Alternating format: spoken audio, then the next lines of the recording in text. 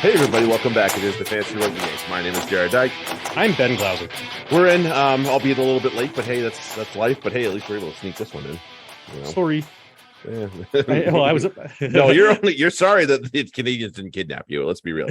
Well, that's true, but I was also in Canada, so Yeah. saying sorry is I'm trying to fit in. Like they didn't kidnap me, so if I say sorry enough times, maybe they will. Maybe they will. Maybe they'll think you're one of them. Right. Yeah. Grab us with on your favorite podcast app. Download, rate, review, all that good stuff. Share, as you say as well. Yes, so share and share. Yeah, definitely share. So basically the end of season is going to be basically defined on one thing, and that's whether or not what the result is on Sunday. Because if the result is the wrong side, then we're done next week. If it's the right side, then you better be goddamn believe that we're going to be talking about the final. So yeah, we'll have 2 more weeks of fantasy rugby Yanks. Yep. So everybody that wants more, you're rearing for the Free Jacks. If you want to hear us shut the fuck up, well, go to hell. Also, you're probably rooting for New Jersey. Good luck. Yeah. What's wrong with you? I will. First off, I just don't like. We were talking about it pre-pod about how teams that you just don't like, and it's not about how good they are, but it's not like jealousy. New Jersey was kind of shit until they were, and like mediocre, and they're like, you know what, we need to bring in some international talent right in time for playoffs. Like bringing in ringers because give me a fucking break. They were not that good. They were in fact not that good. Right. Grab a coffee for our good friend George, the Fantasy Rugby Geek. Obviously Indeed. Wrapping things up, but still pay your dues, boys. Good season, George. Yeah, another successful year for the man. Yep. So yeah, grab him a coffee /beer, however you wish to see it. TRM upgrades, I'm pretty sure they aren't running through next year if you get them right now. Yeah. So I don't hold it against you if you don't get it. But next year, get it 100%. Yep. Get it. Set aside the budget so you can get it because it's totally worth it. It is worth it. 100%. Black Lives Matter on this podcast, and as always, there is no room for racism in sport or in life. You and I were talking about this thing with the elephant over in India. Like, goddamn. Right. So we talk, during this segment a lot about inequity and inequality, and there's very little talk about the people who deserve it getting theirs. And so I kind of wanted to shift to this one where a woman who decided to help some poachers kill some baby elephants found out the hard way from the mama elephant that that shit won't fly. I've never seen the Twitter universe so united behind like the elephant in this situation. So if you don't know, this lady was helping poachers kill elephants, and the mom elephant trampled her and threw her up in the air, killed her, and then came back and at her funeral trampled her again.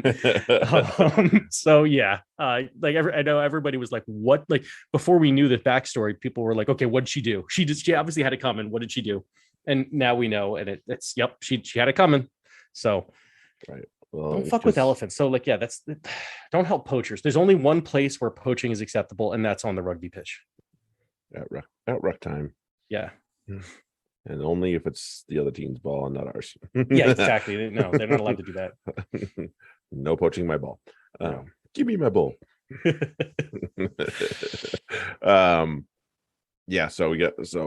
It's absolutely wildness that they are docile creatures too. So when you pissed them off, you've clearly done something right. Clearly done something. Don't forget about our Patreon. Obviously, it's probably a little too late for you all, but we'll open it up for the summer, and then next fall we'll be back with more goodies. Yep. Yeah, and we'll do it. So we'll give a little bit of a. We'll try to open it up. I haven't looked into it. I will after this week, to see what we can do about maybe like making it free over the summer, because like there's nothing new coming out. Well, there might be some content new coming out, but nothing fantasy wise. And then going into next year, we'll close it up again. And have a lot more analytical content for you. Right. Absolutely. All right. So to not beat too many freaking heads into walls here. So we will wrap up international call-ups next week either way. Because we know there's going to be a lot of ins and outs as it goes. Right. Like we've already seen, like Hugh Jones and Adam Hastings got dropped from the Scotland squad for the summer because they got injured. Yeah. So there's that. So things like that will continue to happen. Teams are still playing for some competition, so there's also that. So we'll wrap up all that next week. So don't get too excited. Including the Eagles. The Eagles did announce their squad, and I'm sure that'll have changes too. So yeah. But yeah. And we really can't talk. I mean, it's so hard to, like, from an England perspective, especially, how can we talk, like, really talk internationals when both Johnny May and Jack Nowell are in a 23? I mean, that's not a real thing.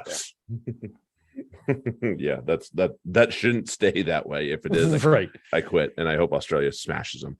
I mean the Baba. Oh, and the Baba. I'm talking about the Babas. Well, the Babas too. Yeah, Babas are going to fucking rail them. Yeah, they'll have fun. It's going to be right. Skeleton and Cruise Missile are going to be in the second row. It's going to be awesome. And their back line is so much better. I mean, Kuyu is please. Yes, I can do that. And but yeah, May back there, May and Kakanasiga as your starters. Anyway, let's move on. Coca, but yeah, May. I'm not hugely impressed with Coca. It's not that I don't mind him. He's certainly more acceptable than Johnny May being there. There you go. Maybe that's the term. I don't know if that's a good thing either, but it's like, it's acceptable. There's better out there, but okay, that's what you want to do this time, Miss Katie. Yeah. In other news, so we were very neglectful of the U.S. last week and their piss poor performance against Canada, but they got all their Allianz Premier 15s players back, so which we're going to talk about that in a little bit here. Huge. Yeah. But yeah, they got all those players back, and they put in they got a big result against Australia, 16-14, and all those players played huge. I don't doubt it. All those players played amazingly well.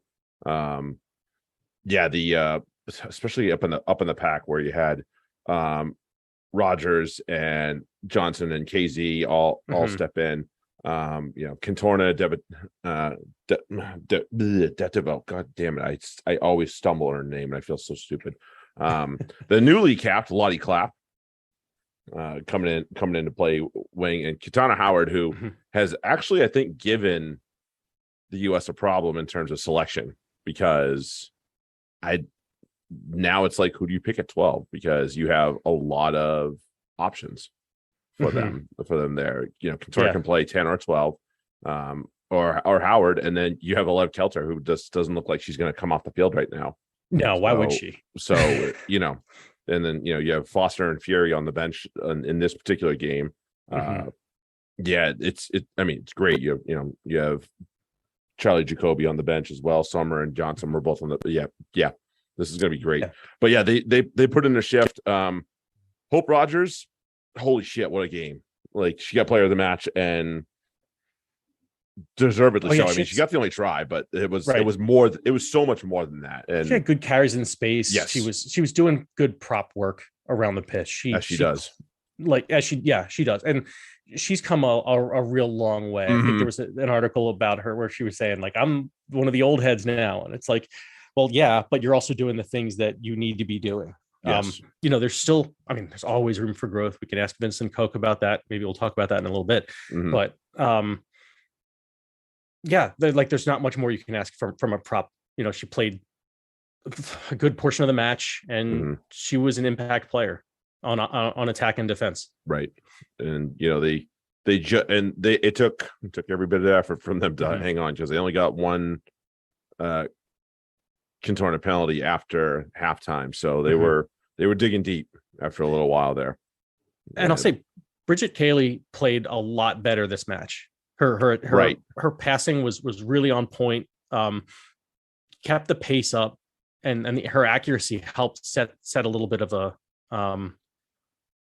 tone for it in the platform. Yeah. I think she put in some cases, like, I thought Katorna played well. I thought Katana Howard was she the one who, I think she kicked a lot, and I think wasn't she like kicking directly to touch, like she might have done that 3 or 4 times. It was just that wasn't helpful, even though she was getting good ball. So that's not much of a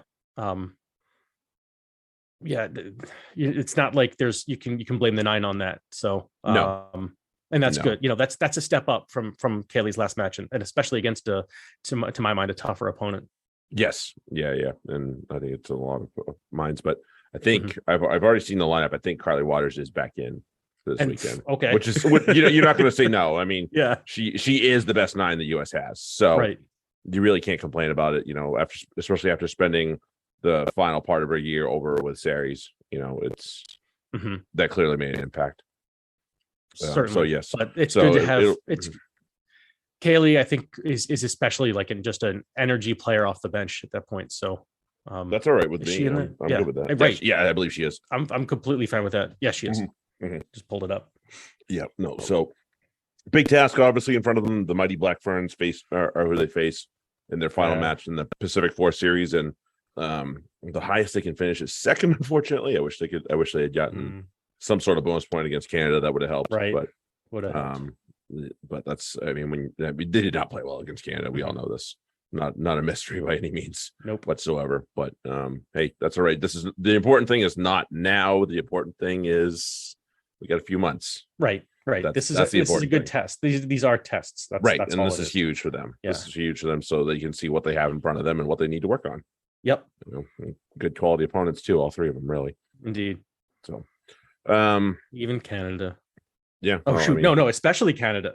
Yeah, that and that is the other one. This is the good side of Canada rugby. The other side, not so much. Yeah, that's true. But speaking of the women's game, something we slapped me in the face a little bit for it because I skipped out on it on our docket was the Premier 15th final, and yeah. So we talked about Hope Rogers, and I wanted to save it for this. I was not overly impressed with Hope Rogers in the fall at all, and then she got a move over to Premier 15s where she played with Exeter, and I don't like Exeter, but I loved all the players that were on it because of obvious reasons. I can separate the women from the men in this case. Same, yeah.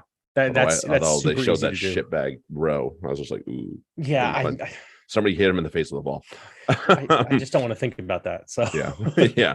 So, but Hope Rogers, she came off at like the last minute. I think she played almost 80 minutes, and that was one of my big question marks for her in the fall was what's her fitness, and she played not only a hell of a game. Granted, she was on the wrong side of the result, but she stood out. She stood tall, and really all the U.S. women in this game stood tall. Alev Kelter was a beast. She, if Marley Packer doesn't score a double, she might be player of the match. Indeed. Honestly. So great for her. And on the other, Lottie Clapp's, American by proxy, but she's capped, so we'll take it. But on the other side, the Chiefs, Quintorna played really well. KZ and Rachel Johnson made it a point to go and face up Poppy Cleo and stood tall more often than not. Like, I think one time she got knocked off and that was it. Every other time she made a point, like when Poppy has the ball, I'm tackling her. And she usually did it. And this is Poppy Cleo we're talking about here, who is this isn't someone to screw around with. Would be in most people's team of the last 5 years, right? For the international game. So I was a big fan of Rachel Johnson before. I am a huge fan of Rachel Johnson right now. I think she's been playing amazingly for them. So excited to have her. She showed well in the Australia game as well. Her and then Kate Zachary. Wow. Just another world from in terms of back rows and who should go where and all that stuff. I don't know how you pick somebody. I don't know how somebody sits there and outright ignores Kate Zachary. She won't make everybody's back row of the 15 for the last 5 or 6 years, but her hands up, and she deserves to be somewhere in that team, whether it's an 8 or 7. She played 13 a little bit for for Exeter for a hot minute. She's a great athlete and is really she's a leader too. And that's the other thing. Yep. She and a facilitator. So it's like she does her job and she helps other people do theirs, which is like you couldn't ask for more. How do you ask for more? So I thought she stood up well, and Quintorna played really well, and kicked. I think she kicked all her points. So good on her. And Tetovo got over the line as well. So that was great. So, yeah, for those that didn't think the Americans were a threat at the World Cup, did you watch this game? Because I would think we can argue otherwise at this point. Put it this way. What excites me is I heard or saw a conversation about should the Allianz 15s do more to kind of ring fence just English players. And it's like, you're only saying that because Americans are stepping up and kicking ass. Like there's no other, it's not like they're saying that in any other, like in the men's premiership. They're not like, no, definitely not. Definitely not. And again, you want to develop the local talent, but I don't think you want the best outright shut it off either, because that's not the right message either. Right. I mean, welcome to rugby in the US, where we're calling on all kinds of foreigners every time. Yeah. Like as the aforementioned Rugby New Jersey, they're caring more about trying to win than really developing a club or American talent. Yeah. So fuck them. Yeah. But at the same time, in this case, you still have to wait, because there's Americans are wildly available. There's plenty of us, especially in the women's game that are of that caliber. So, as you said, with Hope Rogers and even Nick James, like basically a lot of these, the American players, they're getting called up mid-season. It's not like they're signing early. The people are, these clubs are like, you know what? Yeah, let's check them out, and they're making contributions. They're progressing. They're getting better. It's not like they're just going in and immediately dominating. They're coming in and kind of showing their ass, and then suddenly getting, well, not suddenly, but over time getting good.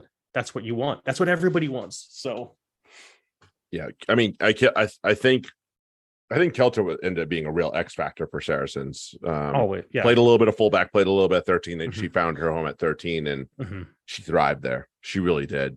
So, right in the midfield, whether it was 12 or 13, but yeah, it was. So I remember somebody saying that she'd slide in really well at center. I can't remember who that was. Some fuckbag. I can't. Must be a gorgeous human being. Incredibly ugly as the guy across from me. I don't know about that one.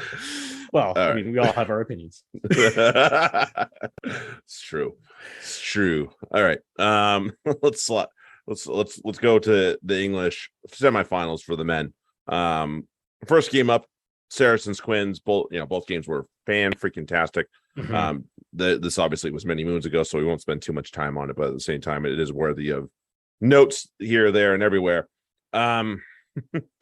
Let's start with your guy, Vincent Koch. Like, wow, that is a final game for him at the Allianz, no question. Yeah, absolutely. Or at StoneX, excuse me. Right. Obviously, it's not stupid TRM anymore. Threw me off. I forgot about that.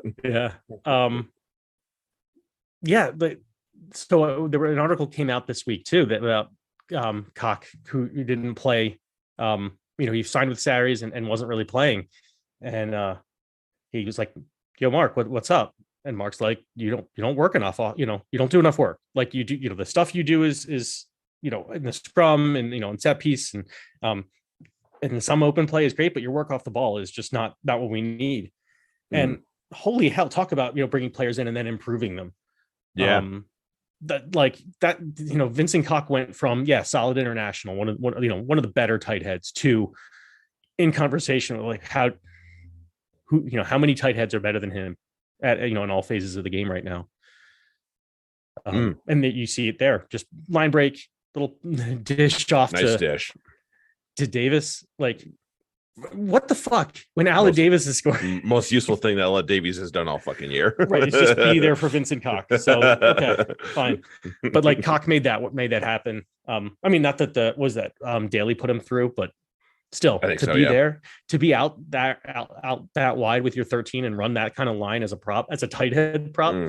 Yeah, gimme. Yeah, that is properly.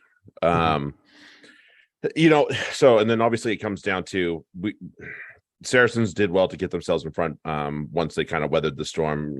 Quinn, like I said on Twitter, Quinn's came out with her hair on fire, and Sarries not so much. So credit to the Quins, and they got themselves in that position.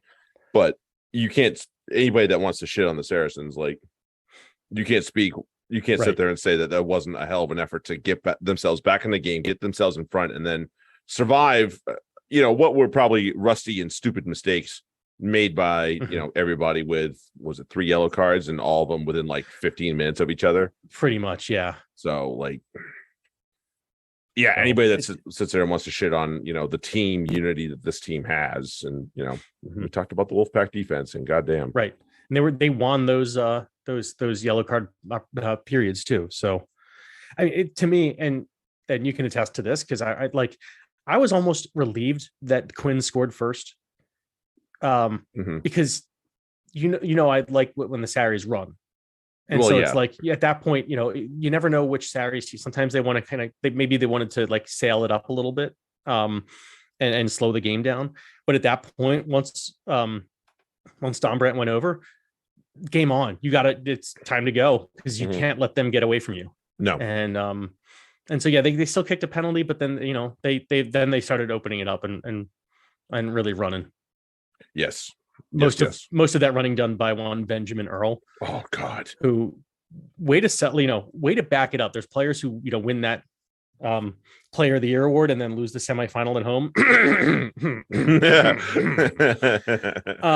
And then there's players who throw down a hat trick and take their team to the final over the returning champions. So yeah, Earlba was super immense, and I could smell it coming a mile away too. I was like, Earl's gonna have a day, isn't he? And I wish I had the balls to fucking captain him in TRM. We'll talk about that later. Yeah, did not have that. But yeah, and it's just, there was so much, and I conceded that when, as far as the defense goes, in this game, when we had the 2 in the bin, I just smelled Murley was going to get one in the corner, and I was like, all right, this is probably going to happen, but we were still within a good we had a good enough cushion that it wasn't going to worry me, especially if they made the kick tough, which they obviously somewhat in the corner did. I think Marcus, I felt kind of sorry for him. I thought he was going to hit that. I thought, that's too. When they let him in just enough, I was like, I think he's going to hit that now. Fuck. So yeah, I do feel for. That was a bit of a shocker of a miss. Yeah, I couldn't believe it, and it was a honk too, if I remember right. Like whoa, that's not what I'd expect out of him. No, he shankopotamus that one. So Dr. Waywright. Yeah, excuse me, Dr. Waywright. So that when that happened, but I was like, you know what? For all the freaking pressure that the Quins put on the series with those yellow cards, that was the only thing that happened, and I was okay with that. Like I was, and I kind of I conceded that was likely to happen, but as long as they didn't give up more, which they obviously didn't, I was like, all right, we're in good shape, and they got the one at the end to just kind of cap it, which spoke well of the team. You figure Murley is going to score in that game, no matter what. I mean, that's somehow kind of what he does, and he's one of those inevitables. Yeah, he's one of those who the bigger the game, the more he shows. He seems to, I kind of went into this expecting a try from Murley, and he kind of expected a try from that forward pack. I mean, decided, okay, we'll talk about the other one later, but Tizard, Levis, Evans, Don Brandt, that is an attacking pack right there. Yeah, it's a great pack. And then there was Simmons, who was actually also an attacking player, but really only after the whistle. Like, of all the players that I'm not sad about retiring, fuck him. He's the one. Like, it's not even just this game. There's other games where I'm like, Simmons, what are you doing, you helmet? He just wants to start shit, and he wants how the hell he hasn't gotten more cards in his career. I have no idea, but he just does that, and it's like, I don't know how he didn't get carded in that game. Same, he was throwing punches. He was that was a complete twat. And but speaking of the yellow cards, though, I love that they're reviewing the Jack Walker hit on Farrell, which I thought was appropriate. Like yellow was probably right. Yeah, I think some refs would give that a red, which would be incorrect. That was kind of accidental, but I love they're talking about, was there any head contact? It's like, well, both their heads are bleeding. I'm going to give you a fucking hint, dude. They're both bleeding for a reason from their heads. Right. So what do you think fucking happened? Deduce that, you friggin' mathematician. God damn. Yeah. But in the end, fantastic match overall. What else we got? Remiss. We gotta what I do when Swinson comes out and Ezekwe comes in. Yeah. What was Ezekwe? The first thing Ezekwe did? Stole a line out. And that was it. That was like, yes, this is why he needs to be in, not Swinson. Yeah. It's like, this is like, Swinson got us through some time, and you got us through those dark days, and that's understandable. And that's kind of, I liked, so and we'll come back to this theme, I guess, for the weekend later. I liked what McCall did. I'm fine if you're going to play Swinson, start him, and you got Ezekiel off the bench. You all can always bring him in at any time. And he did. He brought Swinson in when Swinson really started creaking, and Swinson played out, and he played his time. How much? When did he come out? 55, I think. Yeah, I mean that's perfect. That's 45. He 45. He played 5 minutes into the second. Right, that's exactly what you want. Give us 5 minutes into the second half, and then you bring in the fucking Haas, and right away with the steal, and he did that the rest of the day too. Like that's a killer, because Quinn's kill it off of set piece, and if you're fucking up their set piece, that hurts, and that was huge bringing him in. That really neutered their attack in a lot of ways. Yeah, I thought he. Yeah, I mean, obviously, I'm a huge Sequay fan. I thought he should have been playing from the start, but the fact that we got away with the way we did, okay, he's not, and Swenson's not in the team this weekend, so. Yeah, I am actually surprised that Jack Walker is playing rugby this weekend. I'm kind of he looks a little funny. A little funny on that one. He didn't. No, I mean this coming weekend. Like he's not. I don't know why he's on the team. He's okay. Is he in for England? Yeah. All right. I'm not a huge fan of him. I think that's one of all the places actually that's the one position on Quinn's that's really a hole. Yeah, I mean, I still think he's a bit of an upgrade. I like Scott Baldwin, but I think he's a bit of an upgrade from Baldwin, honestly. But yeah, no, I mean, he's the competition at that position is low as well, though, because like Joe Gray's your backup. Like when they had to bring Joe Gray on, I was like, all right, yeah, I'm okay with this. And they brought Will Evans off. I was like, okay, definitally. Yeah, like, I thought for sure we're losing Davies, who's good in a leader, but also not the same player as Will Evans. I thought Will Evans would have made our life way worse if he was still on the field. If I was making that decision, it would have been Simmons off. Levies into the second row. Yep. And Matas Jurevicius on. And that's because you got to score. And Simmons was given nothing. Levis was still, I know he's not 100%, but he's no argument on me, man. He's still this is the last match of the year. He's got to, if you lose it, he's got a bit of a rest. If you win it, you can talk about next week. You gotta win the one in front of you, and then deal with the next one. Right. Then you have all. Other than that, I don't want to completely disrespect the Quins, though, because it's not. We've talked a lot about the Sarries. I thought the Quins played a hell of a match. They did. No question. Marcus Smith was fantastic in defeat. Murley again, as always. Esther Hazen, I thought they dealt with him pretty well. He's a tough one to, like, every time he carried the ball. My wife's like, who's that guy? I'm like, that guy's a fucking nightmare. I hate that guy. I love him, but I hate him as somebody that's on the other side of the coin. Right. And Tyrone Green was kind of he was a ghost. He was a ghost until Hugh Jones came off, and then you move him back to fullback, and suddenly he is. He finally had ball in hand. Yeah. They started with possession. Yeah, unfortunately, Hugh Jones didn't play the way he has been playing. Like, it would have been better to have Green back there from the start, because I think he was ready. But and Green played all 80. So yeah, he did. So good. At least he got 80 under his belt. Right. So that was a good one for him. All right. Let's jump over to Welford Road. As I said, not a dry eye in the house before kickoff, obviously.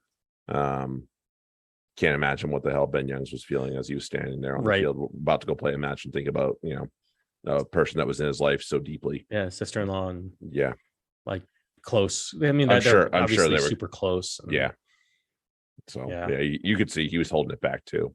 Right. So tough situation to have to go into for him. But in the game, I think Leicester can count themselves a little lucky in this case. I really do, because man, there were a lot of 50-50s that went Leicester's way, and if any of them, and I think any of them really, certainly a couple of the early ones have gone Saints' way, we are talking, more squeaky bum time, and if nothing else, possibly Saints playing in the final this weekend and not them. Right. I fully agree with that. First off, just speaking of lineups and how and the approach to the match, I gotta say it wasn't the best decision to start Dan Kelly. Probably like, not. He's coming back from a hamstring. Like this is a totally so different. Dicey. Yeah, they're so dicey. And it, like Porter has been playing just fine. Porter and Maroney have been fine. Mm-hmm. And what you're going to do is you're going to put Kelly in to 12 and move. And I understand keeping Porter in, but he was kind of wasted out at 11 anyway.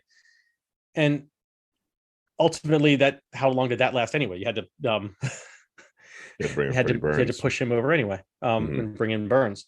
But it's like that's a risk right there because Burns is he's really not a 70-minute player anymore. But now he had to be, and like it was such a risk to do that. And it Bortho's lucky it paid. It didn't. I shouldn't say it paid off. It didn't pay off. It didn't burn him. No, probably the better terminology to put it in. Yeah, but it was and I agree. It was and ultimately this game not to scapegoat anyone but I mean he knows he bottled it. I'm sure. Oh, I know. If Skosen has any sort of hands, he dropped like 20 points worth of ball. He dropped so much. Like, geez, they have at least 2 or 3 extra tries easily. Right. Well, the one like fucking catch the goddamn thing, and then plus the other one, the Mitchell try bottled. Yeah, the Mitchell try being a try would be without him smacking it instead of just kicking it. Right. And then he had walk-ins. He had multiple walk-ins, and it's dude. It's like, and each one, you're just like, even I think one of the last ones, I said, I'm sitting there and I'm like, don't pass it to him. and Jess is watching and he just bottles it. And she starts cracking up. She's like, how'd you know he was going to do that? I'm like, that's because he's done that twice already. That's why. Yeah, she was coming into it. I'm like, he's been doing that all game. That's been his forte the whole fucking game. Sorry. I it's not the way you want to go out. For a season. But your heart goes out to him a little bit. Like you never want to see someone have that a game unless you're an elephant. Yeah, about it. Right. About it. But just frustration up and down for the whole thing.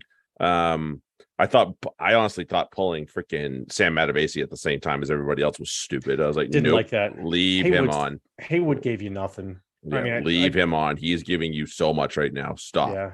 Right. Bigger going out was not helpful either. So yeah, it sucks. But at the same time, Leicester took care of business. Like you can't take that away from him. I don't know if I'm in one of those better to be a year too early than a year too late situations with Mr. Bigger. This year he's not been good this year.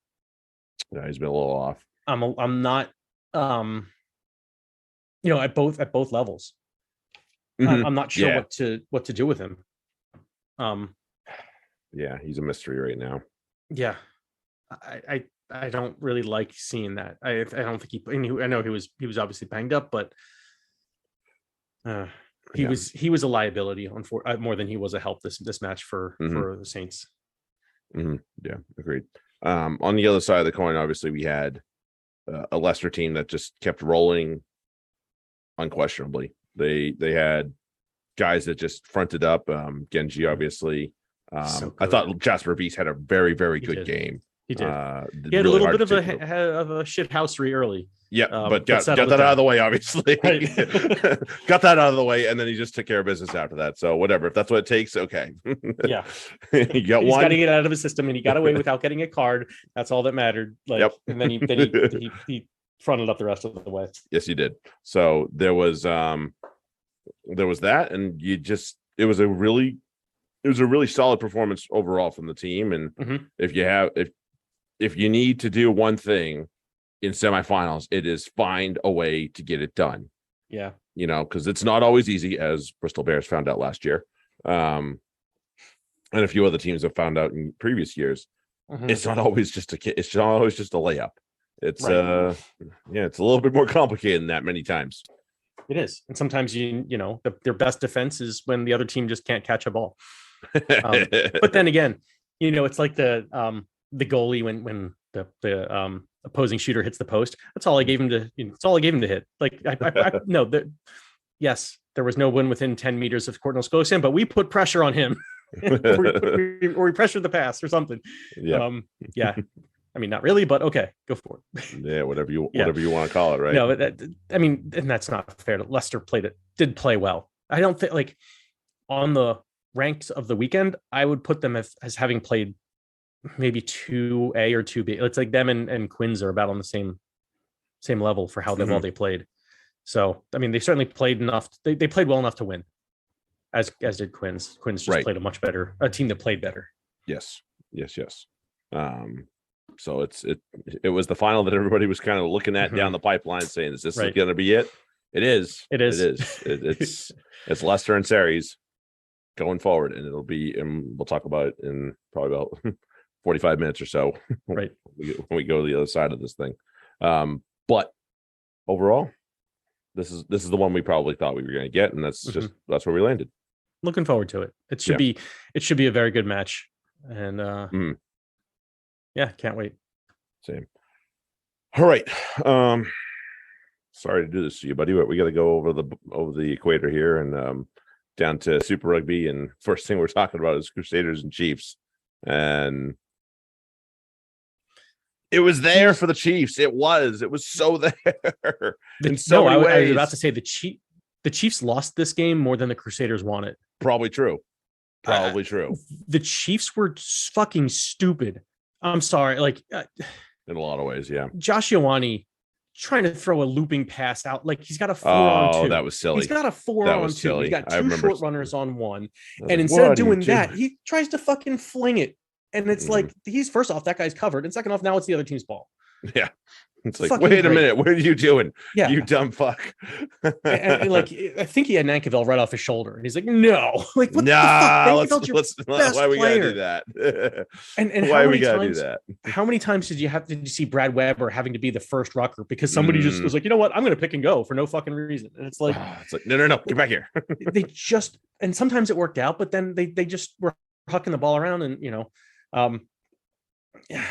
was it Tavau who just like bottled that pass in the loose? They bobbled it right to the bobbled it right to Havili, I think it was. And yeah, it was. It was just like they had all these turnovers from making bad decisions with the ball. They were not settled. They were running ahead of themselves. Like, and everybody's got to that at some point. You're like, the game is, we're moving this game faster than we can really handle it.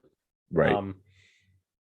And it's a little scary at that point. And they just didn't handle it well. And no, the Crusaders, every time they got an opportunity, they were scoring. And so in light of that, like, look at the scoreboard, 20-7, right? The Crusaders they scored every opportunity. Anytime the Chiefs made a mistake, they got points against them. And the Crusaders only had 20 points. What is that? That tells me everything. Right. No, I totally agree. There's yeah. So if you're, you hold the Crusaders to 20 points. Yes. Like, you hold the Crusaders to 20 points, and you have the attacking. Like, you should be look good. At the attacking numbers. You look at the possession and territory battle, and you say, okay, looking at just that, and then you look at the scoreboard, just the Crusader side, 20 points. Oh, Chiefs had to have won. Right. but no, they only scored 7 points. No, just. So frustrating. Silly. But that's, what, I'm okay. It's like one of those, I'm kind of okay with it. I mean, it's Crusaders, so what are you going to do? But like, that's to me what the Chiefs are. They're so fucking like, there's not really a plan. There's not really a structure. They're just kind of throwing the ball around a little bit, and it's fun. It's fun as fuck. But like, even I've said before that they kind of play the same way as the Free Jacks, but the Free Jacks have much more structure to them. Like, that's the scary part. It's like, these guys are there's no structure. The guys are just everywhere. It's very French, more than anything. And that was, a little bit. I found that to be annoying. which is not how I would usually describe any team with Warren Gatlin involved. I mean, but right, they lost the period. Matera had a red card, and they lost that period. So dumb helmet. Oh yeah, and fucking Matera. Fuck him. What a Fuck douche. him. Fuck him. I was like they were like, they reviewed the second hit longer than the first, and it was one of those, if you give him another yellow, it's a red. Why are so you just be done with this? Doesn't matter. He's gone either way. It's a red card, it's a citation, whatever. Either way. Out. Like, yeah. Just get on with it. Like, we know what the result is. The fuck moving. He's off. Like, it was worse than the Tupaia hit, so it was obviously a red yellow. Like, you set the standard, it's obviously a yellow. Get off. Yeah. Be done. Leave now. Be done. Yeah. I was happy that I thought the Tupaia yellow was harsh. But he got the same standard the whole day. Exactly. So, and that's all I can ask for. What you can ask for, really, yeah. Yeah. And I'm also glad it was yellow. Like, as much as I shit on the Southern Hemisphere referees, that was ultimately the right call. I thought it was like a harsh yellow, but at least they're like, good, set that, like, police that. If you're gonna do that, good. Yep. Let's keep it up. Because I thought he was sinking. He, like, first off, the attacker dropped because he knocked it on. Right. It was Matera, right? Might have been, yeah, I think. And he, like, dropped like stone, and Tupaia actually tried to go down with him because he realized that his target was dropping. So, and he also there's no force in it. I thought Tupaia kind of held up, like, because he was going for the ball, if anything, too. Right. Yeah, I thought that was like, but good. If that's the standard, I would much rather have that standard than the standard that Kiwi refs have shown previously. Right. Yeah. So, and that's all I have to say about that game. No, well, good thing Nick Perry's Aussie. Yeah, that's true. All right, and then the other one at Eden Park, Blues and Brumbies, and Blues just held on for the life. What a match! Noah Lolaccio is going to see that in his sleep, unfortunately. Sorry, buddy. See fucking who was it? Where was he? Hold on. Yeah, it was Tuanga Fassi. Yeah, that's what it was. That's who it was. Yeah. Yes, that's exactly who it was. Or no, it was one of the two. Yeah, Zofa. That's right. It was Zofa, because I remember them screaming. Right. It wasn't Tui Nukuafi. It was definitely Tuanga Fassi. And yeah, that's that's a large man to see in your nightmares for a while. Yeah, it is. It is. And this is obviously a slightly tighter match than the other one, but and it was very different in a lot of ways for many reasons other than the points as well. We had two teams that were, they were, in terms of numbers, fairly evened out. And in terms of, play and who had the dominance here and there and everywhere. Yeah, it was pretty close. And, the meter, I think the one thing that you can probably say really did it was just the breaks that the Blues were able to get, and they capitalized on them as much as they possibly could with a couple of tries. Simone right off the bat, way to set the tone. Like, that's, I mean, I was like, okay, game on. Yeah, game on. I was like, oh, it was one of those, like, almost Rocky moments. Oh, they think this is going to be a game, and they made it a game. Well, I mean, that's so much more than you could have expected, honestly, from Brumbies. Really stepping up and showing up. Yeah. I mean, they were a props pace away from winning it. Yeah. I mean, as far out as he was, I'm not sure that was the option there, because they hadn't set anything.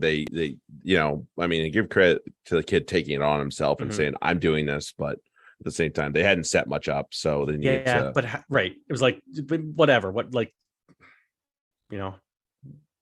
See what happens. You never know. Stranger things have happened, and and if you believe, he wouldn't have done it if he didn't believe he could. It wouldn't have been like, and that's why I give him credit. Yeah. So because a lot of people would question sometimes that's what you got to do. Yep.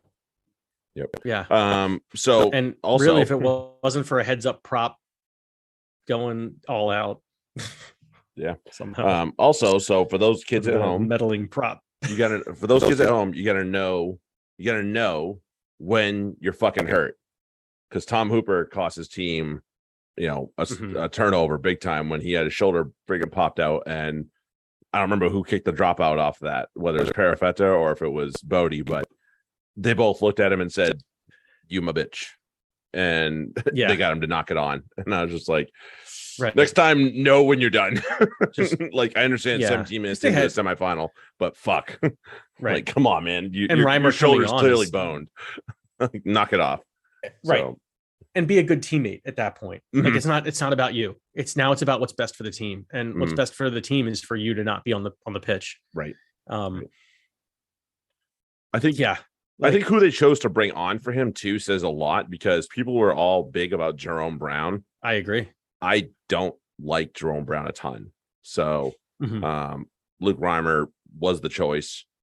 And I think it speaks volumes about which one they prefer. Obviously, they had to take Valentini off at halftime because he was out of gas. Move Samuel to 8. But again, volumes about who they prefer and what they think of Jerome Brown, because people were all hyped about him, and I think they're starting to figure out. There is something there. Yeah, it's not there yet, though. It's not there yet, and that's cool. How old is he? He's 25. Like, he's still, I mean, he's almost to that age. Yeah.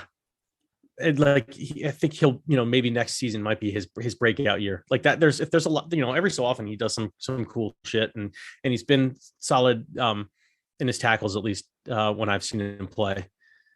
But yeah, to me though, I would bring Reimer on. I thought that was the right decision. I think I think his decision making is probably what lacks, honestly. Right, because Reimer, I think, is a guy who's like, he's not going to fuck you, and that's what the Brumbies needed. So that was the right thing to do for this match. Yep. And then the guy that was my 10 of the year for Super Rugby stood up big for them, Bodie Barrett, just making things happen, and wasn't the guy that got the job done over the line, but fuck, like, really made a difference to this team. And what he just flipping field for them, and deciding, we're going this way, please, let's go that way. He started a lot. He was involved in, I'm pretty sure, the lead up to both tries. So I think so too. Like, that's what makes him fantastic, is his distribution ability.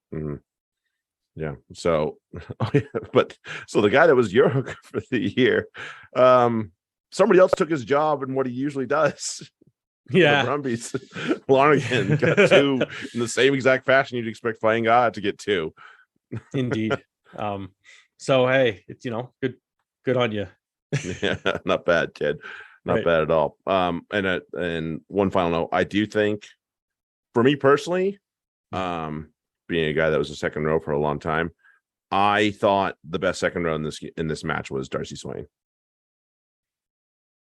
I don't think. I can't really disagree with that. Yeah, I'm nowhere I want to. No, I thought he was great. You could clearly see he was going to be the guy that was going to not come off. Even when we started approaching that bewitching hour, or what's sometimes deemed the time to bring on a replacement second row, and nope, it was definitely not going to be him. No, Neville had already gone, and right. That was kind of the same kind of thing as what we saw with Sarries. Like, thank you. Neville, you didn't, you didn't screw us. You haven't caught us up yet, so let's get you off. Right. Right. And Swain was certainly putting his hand up as far as, I'm not going to let the Blues just go Blues on us. Nope. So well done to him. I think he took both lineouts on the Lonergan tries, as well. So speaks volumes to how much they trust him, at least. Right. Okay, so we got an all Kiwi final. Sorry, Australia, you still got work to do. To nobody's shock, honestly, after the way the quarterfinals went, that shouldn't shock anybody. Right. So it'll be at Eden Park and not down in Christchurch. That's a big difference. That is. That doesn't happen often. It does, right. and Crusaders have found a way to get it done away from home in finals, but I think this Blues team is bad. I'm not really that. I know it's unconscionable to say I'm not that impressed with this Crusaders team. They have some impressive players, but it's not like they're not. The mystique isn't there. It's like, they'll fuck you if you don't do your jobs, but you can do a job on them. It's there for you. Yes, it is. And I think yes, the Blues are a team that, take advantage of those opportunities certainly more than the Chiefs. Like, if you gave the Blues the opportunity the Chiefs had against the Crusaders, it's yeah. I think that team finishes. I think if you look a little bit at the benches that we're going into this weekend with, I look at the Crusaders. McAllister not bad, Williams not bad. Fletcher Newell's kind of a fresh face, so he's a question mark in my head. Corey Kello is also another question mark. Quentin Strange only has a few minutes in him because he just came back from a big injury.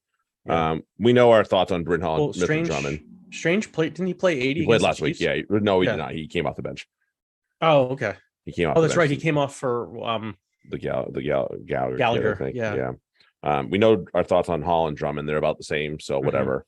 And Oren Bridge are definitely like, whoa, names. Like, that is like, holy shit moments. But you look on the other side, for the sake of the Blues, you have two outstanding front rows that are All Blacks, in Tua Nukuafe and Tuanga Fasi. Yep. Luke Romano, who's got a couple caps to his name. You have Dalton Papali'i coming off the bench.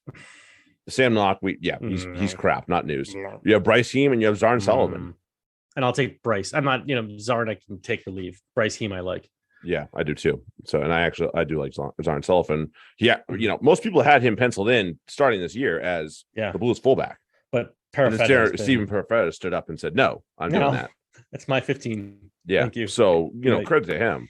And here we are, with a couple of really good lineups to start. But then you look at the depth. What happens when some of these guys need to be asked to, go 80?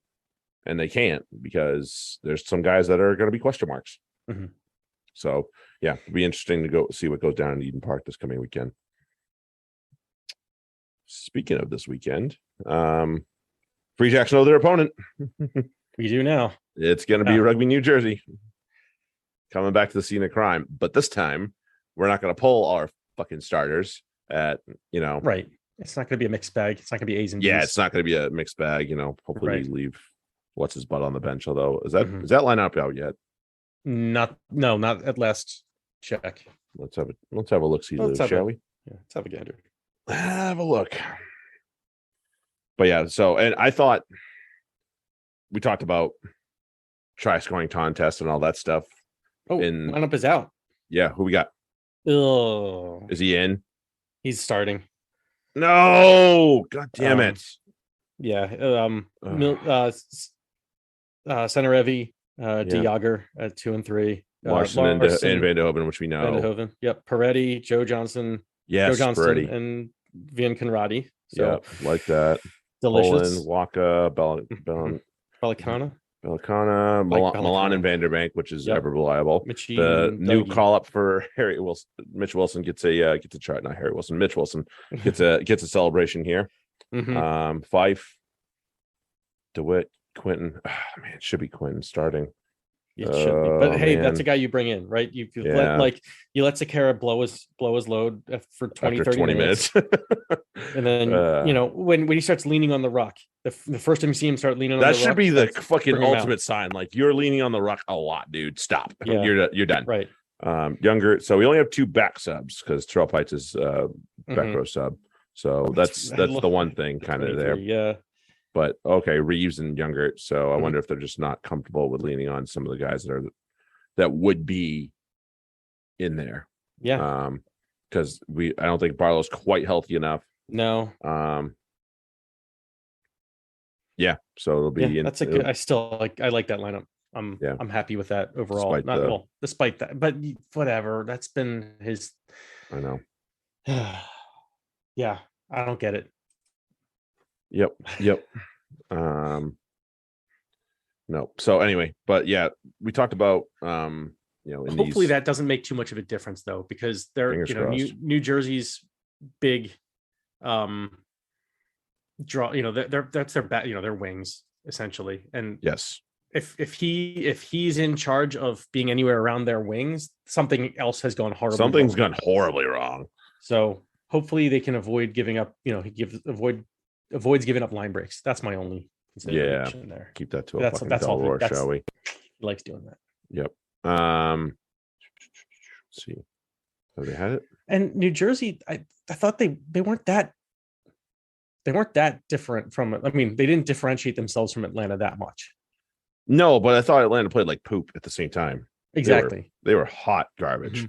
Like what? And it was the Kirk. They tried to make it about the Kirk Coleman show, but at the same time, Kirk Coleman's not that guy that you can do that with. So why the fuck did you do that? Right. Just asking for a friend. So yeah, I mean, the right team's playing in the Eastern Conference Final, no doubt. So it'll be fun to go on Sunday, and if you're all out there and want to hang out, then just come to Section 7. That's where we hanging. You'll find us. On the other side, Sabercats and Seawolves are going to be our final. Seawolves dispensed San Diego quite easily, honestly. Really, that's kind of, surprisingly so in a way. Really, I'm not that big a. We're not. Neither of us, I think, are too sold on Seattle, but yeah, that was no joke of a team that went out there for San Diego, and they just tossed them aside. So good on them. But so we'll see. Houston coming up this weekend for them. I'm not sure what to think of that, because it'll be. I wasn't overly impressed with the Sabercats. Right. So, and actually, the Seattle, I thought they showed up against the Free Jacks, if I remember correctly. They did. That was a little. They made things interesting. Yeah. Keeping Ben and Landry on the field for as long as it wasn't a good idea while he was injured, but you know. And then I from what I recall the Houston match, I was not overly impressed. Although this is probably a different team than the one that they faced. Probably, I think they were without a couple people when they played here. So we'll see. I think they beat them down in Texas. So I don't think we had any of the Texas teams play here. I thought we did. I would have pooped all over them. Didn't I go to one of those? I don't know. Maybe. You might have. I don't remember that one. That also might have been it. Right. One of the ones that you went to and I didn't. But either way, so it's the important one's the East. We'll worry about the rest later. Right. Let's see. Yeah, we were looking back. Find me results, damn it. Teams. Did we not play Houston at all? Maybe that's it. Maybe we didn't play Houston. Okay. That's the answer. That's why I was unimpressed. Jeez. We only played one Texas team at all. That was the Gilgronis. And that was away, right? Yep, that was down there. Yeah. And we still won. Right. Even with your cheating team. Okay, and by the way, I won't shit too hard on that. But right, like people are. I'm again still seeing people like, oh, this looks bad for like the fucking Ben Foden. Fuck you. All right. Oh, fuck him. Go fuck yourself. Like, don't